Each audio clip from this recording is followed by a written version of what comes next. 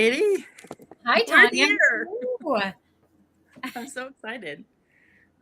me too. Oh, how's your day gone? Oh, it's good. It's nonstop. You've already Yeah, seen me once today. I know. Yeah, it just this week I have managed my schedule very badly, and I normally limit myself to like 5 hours of like solid work, but Right. 5 hours of scheduled work. hmm And there have been 3 days this week where I had 10 hours. So Mm. I'm Don't going you to love it when coaches screw up? Oh my God, it's the worst because it's like I tell people how to not do this all the time, and why can't I take my own advice? That's why coaches need coaches. I know, right? That's why I have you. Right? I know. And I have my whole slew of support teams and everything. Yeah. Oh Yeah. my gosh. Yeah. So before we get started, I do want to say hi to everybody and say hi to Katie McManus, who is my coach. Yay. And so we're going to just share a few stories, and we'd love everybody to ask us anything you want to ask, especially what it's like for a coach to be coached or anything like that. That's what we're here for. Yeah, and Tanya, I'm sorry. There's this moth I've been trying to kill for Go like the get it. last shit, it just moved. Oh wait, it came closer. I killed it. I did it. I killed the moth. I was like, Okay. watching it, like, oh no. Good I thing my know, brother wasn't watching. He would not be rainbows. happy with you. He would have picked it up and taken it outside. No, this mofo was like trying to eat my clothes earlier. Yeah. I can't have that. I just can't have that. I can't risk them Mm-mm. coming back in. I got a question. Can you exchange languages with someone via chat? Exchange languages.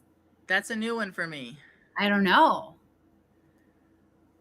I That will would be find cool. out and they'll have an answer for the next time. Yeah. Yeah, good question. I don't know. I wish I could exchange languages with someone. What language would you speak if you could exchange languages with someone else? Me? Yeah. Italian. Yeah. Yeah. I I understand Russian really do well. you? Oh, right, because you have a Russian Yeah, family. yeah. Yeah. What are you talking about? I don't know. What are you talking about? We don't know. We're bouncing off of you. That's right. All right, so Katie, I have a question, and then Yeah. I actually have a few. But the first one, because I'm super curious and I can't believe I don't know this. So tell me the story about your tagline. Oh, I mean, here's the bad thing is that everyone thinks there's a big story behind it. I honestly don't remember. I think I had a couple glasses of wine and was like, this will be funny. I'll just do this as a joke. And then it took off. And I don't remember. I mean, and I'm not saying I was like blackout drunk. I'm just saying that like I was going through a phase where I was like changing my tagline like every couple weeks. Yeah. And so it just stopped being a special moment to me. I was just like, whatever, I'll try this thing next. And I wish I knew. I mean, yeah, it just, I think I was trying to find a funny way to like call people out for being afraid and like acting from that place of fear. Yeah. You know? And it's funny because it doesn't actually translate across languages. Well, it actually doesn't translate to British English. Mm. So British people just think I'm telling people that they're a hot dog. Like, or it's like a piece of the male anatomy. They think that I don't know that it's like it's a penis, and I'm like, I know. I know, I mean all of it. Yeah. Well, I know that obviously hiring you as my coach, it was more than your tagline, but I really loved it. It really resonated with me because I think at the moment when I really needed a strong coach, I needed somebody to tell me, stop being a weenie. Yeah. Well, and here's the thing, like we get so crunchy and serious about what my bio is going to be and what this is going to be. And it's like, just use something that shows your personality a bit. Yeah. Really? Because I'm a firm believer, much like pizza is a delivery system for cheese and carbs, words are a delivery system for energy. Yeah. And so like if you use words that carry the right energy for you, like you can say anything. and it'll come across and people will be like, that's what I need. I Yeah. need that in my life. Yeah. And I believe that. Absolutely. Yeah. But I'm so sorry. I know, like, you were probably thinking it was going to be this wild and interesting story. What a letdown. I apologize. I'll try to be more interesting from here on out. Yeah. All right. So I have a question. So yesterday you were coaching me, and I remember one of my responses was looking back and connecting the dots. Yeah. So so my question is, looking back on your life, what story, when you look back and go, oh, that's why that happened. You didn't know why it happened at the time, liked it or didn't like it, but now you look back and go, that's why that happened. Yeah, I have a bunch of those. So so in 2017, I was in a very serious car accident. Like, if this car hit me, T-boned me while I was making a left-hand turn. They were trying to pass me in the other lane from behind. They T-boned me going 50 miles an hour. And literally, if I had gone just a fraction slower in my turn, like, I was 6 inches from dying, basically. I had massive head injury. It was a mild traumatic brain injury and concussion. I'm not really sure how you categorize it all and what the correct name is, because I was very concussed as it happened.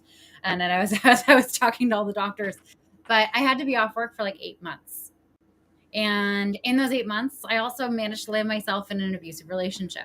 And just everything kind of like burned my life down in ways that required me to really face the fact that I am a codependent, and I had to do that work on myself. Yep.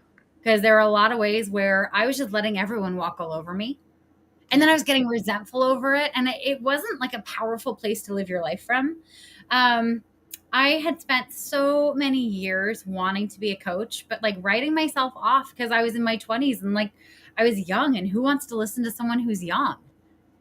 You know, like, I don't have anything to say, like completely discrediting myself before I even gave myself a chance. And I kept settling for these jobs that like were so boring. Like, and it's so bad. I kept having to switch companies because it's terrible when you're bored by the thing that you're selling. Like, you can fake it for about a year. And then after a year, like, you cannot pretend to have any enthusiasm for something that you were bored with to begin with, but you're now like bored of pretending to have interest in. See, right? You would have had to have worn your weenie costume by that point. I know. I definitely wouldn't have. I mean, I was definitely operating from a completely weenie place. Yeah. You know? And it really took like that accident, the abusive relationship. Thankfully, the job I had at the time, like, they had an amazing support system with their HR and like disability leave and all that stuff. So like, I actually had some support. But I never would have, I don't think I ever would have done coaching if I hadn't been in that accident. I think I would still be leaving a sales job every 1 to 1.5 years, jumping to new companies, selling a new thing, getting bored with it, you know, still being in crappy relationships and friendships. Yeah. But yeah, that's how it works.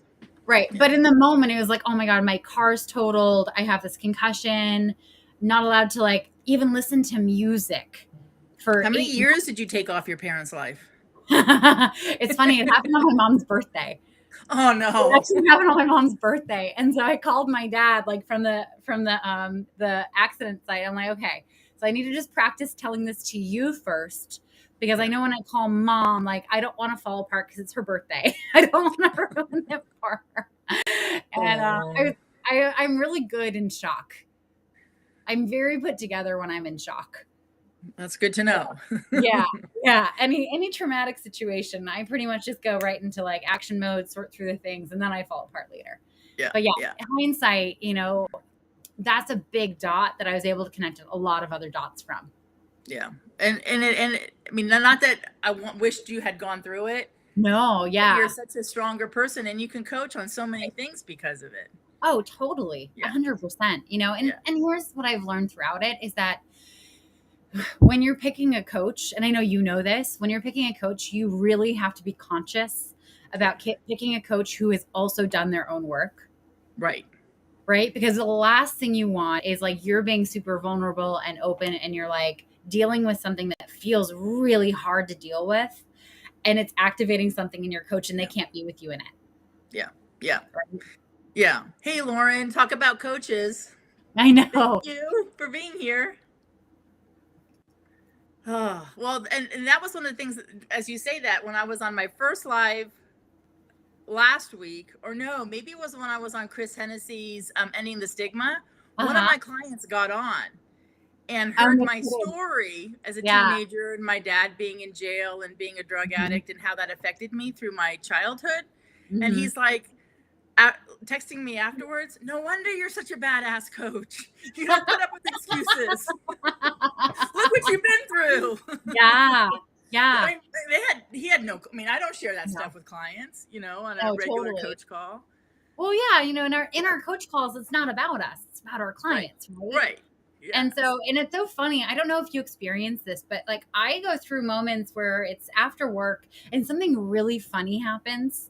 Or something like I see something and I'm like, oh my God, like I want to call my friend, but it's like, it's a client. It's not a friend, but I feel so close to them because I know all the intimate parts of their life. And they basically know only the things I choose to share on social media. Right. Right. Yeah. I mean, I do share a lot on social media, but you know. I know. You share taking a nap on social media. I know. I shared about having breast reduction surgery and having stitches around my nipples on LinkedIn. That was so funny. It was I have not seen that one. How long ago was that? It was great. It was months ago. I'll have to repost it. Yeah, I haven't gotten quite that brave yet, but I have a feeling working with you, it's going to happen.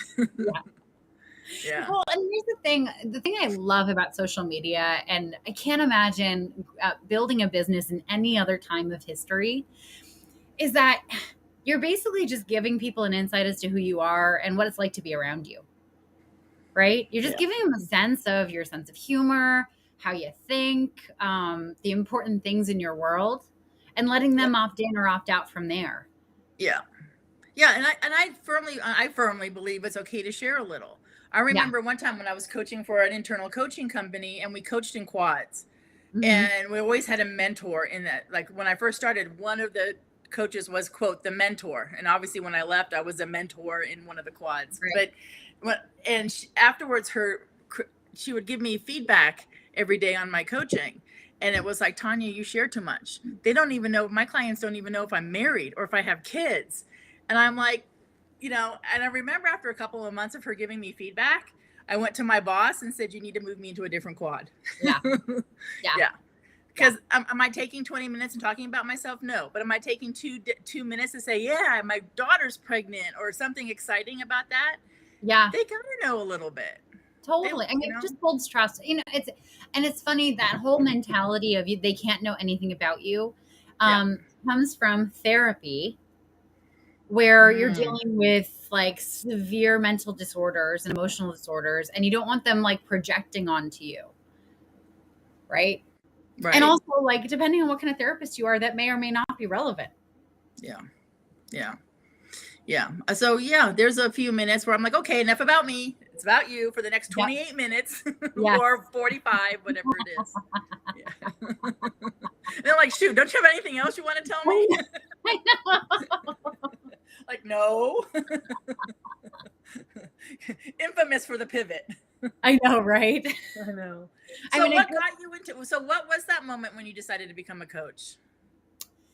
So I had coaches basically from age 20, I was either 22 or 24. It was an even number, and it was early in my 20s. And her name was Padma, which actually wasn't her real name. It was like her coach name.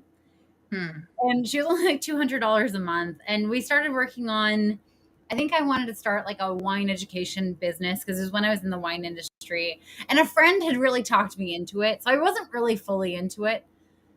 And she laid out, you know, kind of a business plan as to how I could do it. And I liked the time I spent with her. And also I didn't do anything with it. But I knew from that experience on that I wanted to do something where I could support people in that way. Yeah. And so anyway, so I had coaches on and off throughout my 20s. And I don't know, I feel like they just were always there, like for the last stage of something when I was about to jump off a cliff. Mm. And they just showed me like believed in me enough and showed me that I could believe in myself enough. And I'm like, this is just so magical. Like, I want to be able to do this for people. I want to be able to like help them, like not push them off the cliff, but like I want to be there to be like, you can do this and you can survive. And it's funny, the CTI, so we both are CTI trained, Corrective Training Right. Institute. I had stalked their website for like 5 years before I hit Wow. the buy button. And I actually never spoke to someone at the organization. So Interesting. a previous coach had said, if you're going to get certified, go to this place. It's amazing. He didn't go there, but he had colleagues who went there, and he was Yeah. very impressed by it. So Yeah. Yeah. You were in one of my you were in one of the classes. We were in one of the classes yeah, we were together. in classes together. That's right. Isn't that funny? I know. It's a small world. It You know, back really when they is. were in-person classes. I know. I kind of miss that. I miss being with people. I'm an extreme extrovert, so being alone all the time, and this job is very social because you are talking to your clients all the time, but it does get a little lonely and a little nutty in my head when I'm at home all the time. Yeah. Well, I totally get that. And the 2 years of COVID, I am an introvert. I'm okay with being alone. But I also figured out there was a limit. Like, yes, I love people, and I got to go home and be alone to recharge. Right. Yeah. So 2 years of being alone, I served 91 clients during COVID, and they kept me company. It was crazy. Yeah, Oh my I know. God, yeah. It was exhausting. I just went live a lot. I found that going live, like I felt less alone because you have people in the chat, like, you'd get DMs afterwards. You'd really get to connect with people and you wouldn't know who you're connecting with. I kind of like that anonymity.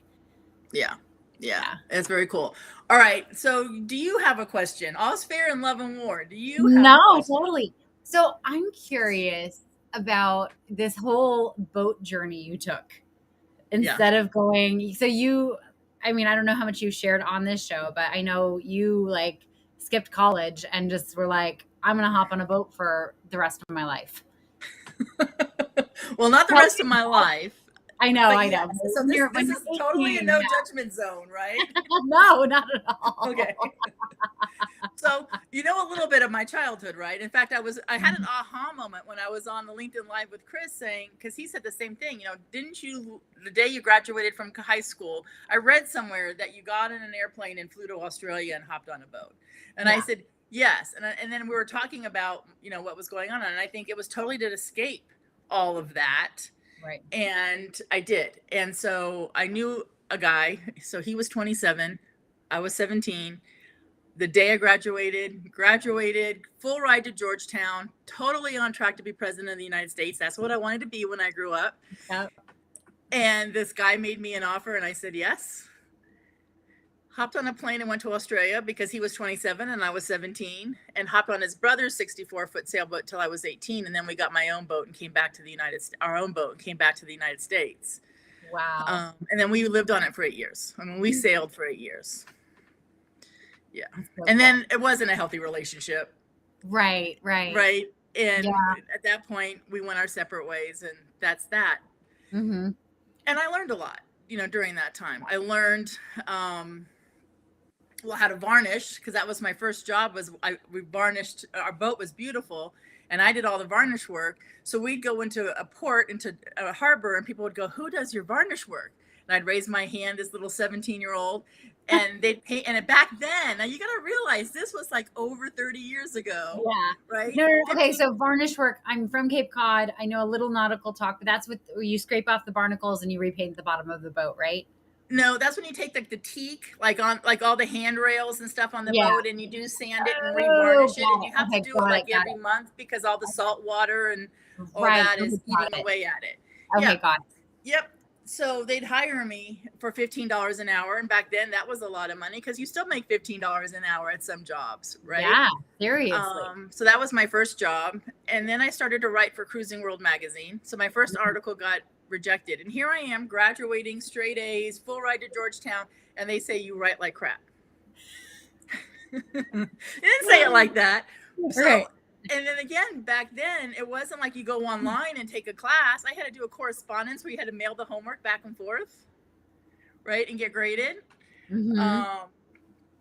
And so after I passed that class, I submitted my next article, and they immediately bought it for $500, and I started writing. That's incredible. Yeah. That's so Yeah. cool. So a lot of independence, Yeah. my ex wouldn't let me sail the boat by myself unless I could jump in the water in the dark, or, close my eyes, it's dark or whatever, and threw a rope, and I had to tie a bowline behind my back. And then he's like, okay, you're good. You can go sailing. Yeah. Yeah. I mean, Yeah. it's funny because it's like so on brand. Like you were boat Tanya back then, and everything you had to do with boats in some way, shape, or form. Yeah. And really like that. I mean, when you're building a business, you start off with like you do one thing, you do varnish work, and then you can add on different types of services to that. Yeah. Yeah. So Well, and cool. a lot of my metaphors are not boating, right? And hence you can see on my logo, I've got a compass. It's Right. just, I love that time. It was fun. Hey, Gretchen, thanks for coming in. And yes, it's important to connect with clients. Yeah. Yeah. Yeah. Mm-hmm. So then from there, my ex also flew airplanes. And so we landed in Maine, and they needed someone to manage the airport. So we said yes. And I got my pilot's license and got my ratings and started teaching, and he ran the maintenance department, and that was a whole nother chunk of my life. That's so funny. I worked at an airport too for like half a summer. Yeah. Then you got bored. I didn't get bored. I got sexually harassed and I didn't like it. That's not, well, and I did too. I mean, I wish back then, again, when I connect the dots, and I think how things affected me today is what happened back then. It's the very first time I hopped in an airplane. I was 26, 26, cute, worked out a lot, hopped in an airplane with my flight instructor, who was probably 50. And the first thing he did was put his hand on my lap. Second thing I did after our flight lesson was fire him. Good for you. And I had to go through 3 flight instructors until I finally landed one and he was young, he was great, and he left me alone other than to teach me what I needed to know. Right. Yeah. Right. It's insane that women have to go through that in the aeronautic. Well, because I mean, I worked at this private hangar where private jets would come in, and so there's a lot of like charter pilots. Yeah. And there was like their companies didn't have HR, our company didn't have HR, and so they would say things to me that were just nauseating, and I couldn't do anything about it. No, didn't you want to just punch him in the nose? I did. Seriously. I did want to punch him in the nose. Yeah, I'm in an airplane. I would have done anything to pull that door and kick him out. It was awful. I know. Hey, Chris. Hi, Chris. Thank you for being here. Your ears must have been burning. We were talking about you earlier. Yes. It's hard not to when he is so instrumental in helping all this come to pass. Yeah. Chris, Chris, you'd be so proud. I actually started the intro and everything by myself. My son-in-law is out, working at the Nutty Duo granola company really hard today, and he's doing a farmer's market. So, yeah, I flew solo today. Not over yet, though. Katie gave me a few gray hair. I know. My Pilates lesson went a little late. Oh. Yeah. Oh, well. Sorry. I won't be late next time. I promise. Yeah. Okay, so question. Favorite quote, book, movie, anything that whenever you feel like you need motivation or you want to share motivation, is there anything that you go to? My new favorite quote, I was thinking about this the other day, because have you seen that new show, The Gilded Age, on HBO? I have not. Oh, it's so good. It's Meryl Streep's daughter. Okay. It's Christine Baranski, if you know who she is. Yep. It's Cynthia Nixon. It's a bunch of other, it's Nathan Lane, isn't it? Okay, so I'm looking it up tonight. Their cast is so good. And Christine Baranski, she plays this really kind of militant, like old, like rich in New York in the Gilded Age. Yeah. And she like has all these sayings and she's kind of not nice, but like she has standards. And she has this one saying that really struck me as I watched it for like the third time, Yeah. was that if you don't want to be disappointed, help those who help themselves. Mm. Like help those who are already working on themselves. Yeah. Lauren agrees with me. The Gilded Age is awesome, and I don't usually like period pieces. And Lauren, I forgive you a little bit for not having read Harry Potter now that we're on the same page with the Gilded Age. Just a little. But yeah. No, but and it's so true. Like in my business, like when I have hired people in the past, like to help out someone who is really struggling, you know, like I always want to have that sense of charity and support, but it always ended badly because they weren't out to help themselves. They were kind of out for not necessarily a handout, but like, you know, they weren't putting in the extra effort to really make sure that they could make something a success. Yeah. And I think whenever someone gives you a chance, like it's on you to take that opportunity and run with it. Yeah. Yeah. Cool. So now we have people going to be turning on the Gilded Age. I know. Tonight, and including Lauren, me. we're talking about your story, not mine. Sorry, I didn't mean to out you. You haven't read Harry Potter. So that's one. That's one. So if I tell Lauren I haven't read Harry Potter, are we going to be instant friends? I don't know. I'm questioning if my I should kids think they were switched at birth. Well, the other thing or book that I really like that I point to a lot is Big Magic by Elizabeth Gilbert. Have you read it? Yes. Yeah. My favorite story in that, it's not a quote. My favorite story in that is that there's this friend she has who's like an artist, and he's hanging out in France, and he makes all these friends, and he's really trying to make his art happen. And he just keeps plugging and keep plugging, and they invite him to a costume party, right? And he's like so excited, and he's like, I'm gonna have the best costume. So he makes this magnificent paper mache lobster costume, right? You remember the story, right? Yeah. Look, so he makes this, and he goes to this party, and it's this beautiful mansion. This beautiful, like Baroque mansion. And he goes there, and they swing open the doors, and he's a little late because he wanted to make an entrance. And they swing open the doors, and he walks in, and everyone is dressed as nobility. It's not like a normal costume party. It's like a very specific themed costume party where you had to dress as nobility from like the French aristocracy back in the day. And like he talks about this moment of like sheer kind of terror, like, oh my God, I really fucked up. Like I'm really made fun of. And in that moment, he just went with it. Yeah. And he just said, hello. And in French, he said, hello, I am the court lobster. See, you guys should have done their date. You should have dated. You should have had like a blind date. I don't know who he is, but anyway, I just know him as the lobster guy. But anyway, but he was like the biggest hit of the party because he just made it work. He just went with it. He didn't get self-conscious. He didn't let that like ruin the night. He just like, you know what? Let's just make this something new. Yeah. And it's so cool. And as I've gotten matured in age, that's who that's me being authentic, right? It's like my kids are like, oh, weren't you embarrassed, Mom? I'm like, no, I just went with it. But if I was 20, I would have been more horrified. I know. It's funny how less and less embarrasses you as you get older. Yeah. And it's, being honest and authentic and who we are, I can't imagine any other way. Right. All right, Miss Katie, I want to honor the 30 minutes and everybody's time. Thank you so much. Thank you for having me. This has been so much fun. It's been so much fun, and I am truthfully a little disappointed about your weenie story. I'm sorry. You know what I'll do? I'll make up one, and it'll be really exciting. And next time I'm on here, I will tell you the new and improved story. Okay, well, then I hope you're on soon. All right, everybody. Thank you. Appreciate your time.